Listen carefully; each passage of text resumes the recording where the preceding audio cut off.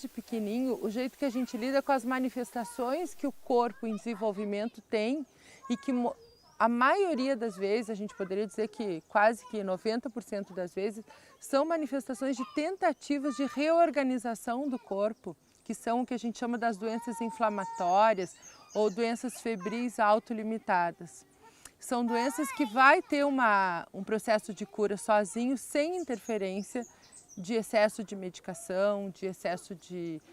exames, de cuidados médicos exagerados. A maioria das doenças virais, elas têm um curso delimitado que começa, tem a fase aguda, que exige mais cuidado de suporte, a gente chama, e que vai curar sozinha. Depois dessa cura, a criança vai ter um ganho imunológico e quando a gente entende esse processo, que é o processo de febre, por exemplo, na infância, que é diferente de todas as outras épocas da vida, quando a gente percebe que é uma febre que não tem uma causa grave por trás,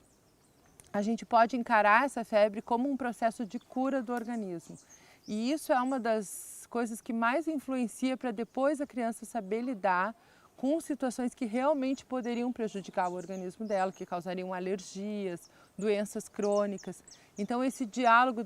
de que são doenças autocurativas e o que são doenças degenerativas e que realmente vão prejudicar o corpo, que seriam doenças mais da idade lá, adulto, idoso. A criança tem a doença inflamatória como um movimento de autocura e de transformação do próprio corpo. Então, quando a febre é encarada dessa forma, a gente poderia ter mais serenidade e observar que a maioria das crianças precisa só de um olhar amoroso para essa situação febril e não de excesso de medicamento, que inclusive vai prejudicar fígado, rim, medula óssea e inibir o trabalho que o corpo está tentando fazer. Porque quando a gente dá um antitérmico, a gente inibe o movimento de todos os anticorpos quando a temperatura baixa e a gente vai estar dificultando o trabalho que o corpo quer fazer, que é essa procura dos anticorpos pelos vírus, a destruição desse agente agressor.